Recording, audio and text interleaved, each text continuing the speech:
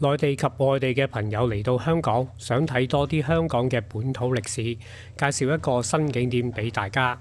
我除咗畫過幾幅畫之外呢棟大廈亦都係香港電視劇熱門取景嘅地點。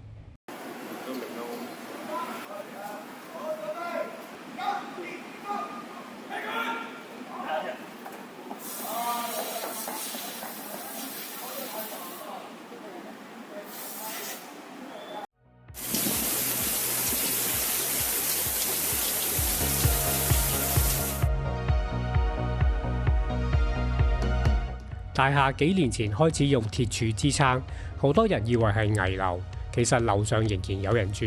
近年樓下仲打造成為酒吧街，夜夜笙歌。富貴大廈係由香港住客聯會於1957年興建，1960年落成，係香港第一批灣面嘅多層樓宇。之後嘅60年代，九龍區同埋香港島區都興建咗幾棟類似嘅灣面樓宇。向西嘅住戶對出就係無敵大海景，樓下係大角咀碼頭同埋巴士總站，落街就可以搭巴士及渡輪，出入方便。響半個世紀前嘅香港算係優質嘅住宅。以前呢就係海景大廈，依家呢已經變咗內陸啦，個海啊仲要去到好遠好遠添。60幾年後，就算有幾風光呢，都無法避免老化同埋結構出現問題。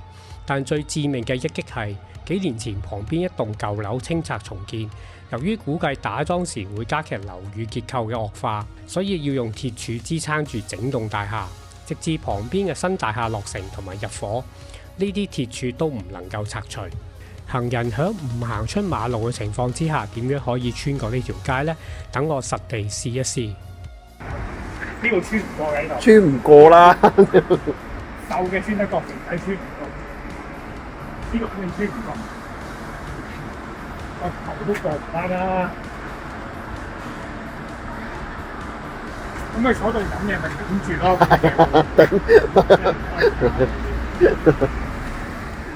富貴大廈曾經試過2次強拍，但係唔成功。2年前政府將強拍門檻降到70%，仍然未能夠收購足夠嘅業權。暫時嚟講係重建無望，鐵柱亦都成為大廈嘅特色。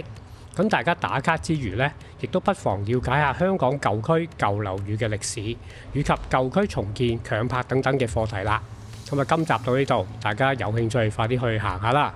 下集再見。